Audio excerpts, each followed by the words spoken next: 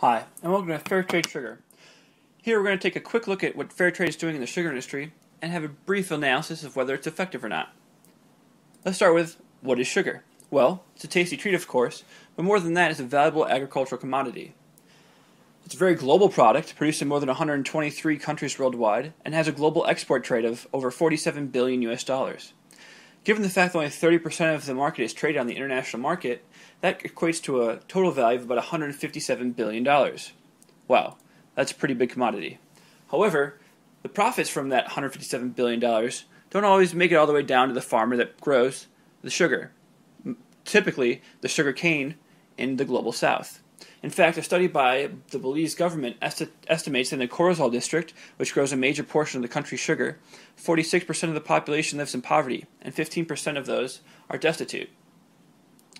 Sugar workers have very limited incomes as well. In Tanzania, for example, average incomes are less than $1 a day. However, in South Africa, average incomes are about $5 a day. Still low, but a little better. One of the problems with sugar farmers is that they have to bring sugar to a mill within 24 to 48 hours after they harvest it in order to get most of the sugar out of the actual sugar cane and create the commodity that can be traded and used. As a result of this, they're extremely reliant on these millers, and sometimes they can be kind of taken advantage of.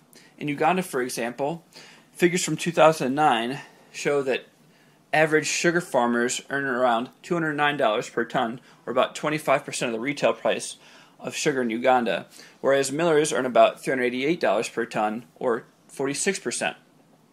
So Fairtrade decided that they're going to try to do something about this, and they're going to try to help make trade more fair for the small farmers. And they decided that they're going to start using this. How they're going to start implementing this is through the Fairtrade products and the Fairtrade certification process, whereas Fairtrade will pay a premium to farmers when they produce their sugar ethically and with good social and environmental practices. And in return, Fairtrade will sell their sugar at a higher price and give some of the profits back to them. But how effective is Fairtrade in accomplishing these goals? Well, we'll try to measure it through the supply chain strategy framework, because that's really what it is. It's trying to be a certification strategy. The supply chain strategy is made up of 5 parts. The first part is demonstrable standards. Now basically, for the supply chain strategy or certification to work, there has to be demonstrable standards, which means there has to be an idea of what is a good product or a certified product and what is a bad product or a non-certified product.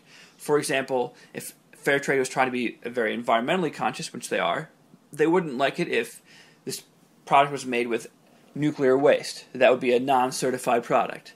Or a good product would be one that was made with natural ingredients. Fairtrade does a decent job of this, and you can find on their website a legal document with demonstrable standards for the production of sugarcane. For example, how much fertilizer has to be used. And it's pretty black and white. However, in a few other areas, such as child labor, they're not quite so black and white. Now, child labor is, obviously, forced child labor would be bad, and Fairtrade doesn't want to support that, but there's a difference between a child working for their father or their mother in the sugarcane fields as opposed to really being taken advantage of, which is why I say it's low to medium, because there's a lot of gray areas and with a few of their qualifications. The next thing that you have to use in a certification strategy is identity tracking. The consumer that purchases a certified product wants to be sure that what they're purchasing is actually the product that the farmer created. So, for example, for Fairtrade sugar, they want to make sure the consumer wants to make sure that the sugar that they're buying was actually made on a Fairtrade farm. However, due to feasibility concerns, for example, like we already talked about, all the sugar cane has to go to a mill, and it's almost impossible to tell once the sugar is milled into the sugar that we commonly know. It's almost impossible to tell if that sugar came from a Fairtrade market or from a non-Fairtrade farm. So what Fairtrade decided to do is they're just going to sell as much Fairtrade certified sugar as they produce, but they're not going to actually physically track the sugar throughout the supply chain. This gives it a very low to no identity tracking. Implementation is the next step, and this basically ensures that along the supply chain, the product is able to be certified once again, that it's the same product, so it's identity tracking, but the actors in the supply chain are acting in good faith to make sure that this product actually arrives where it's supposed to be in the correct packaging and all that kind of stuff.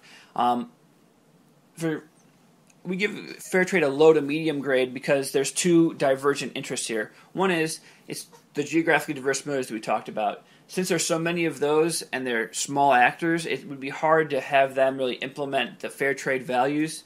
However, after the mill, it's really controlled by a small group of people, small group of companies, small group of traders. So if Fairtrade was to work with these actors, it would be possible to implement it properly.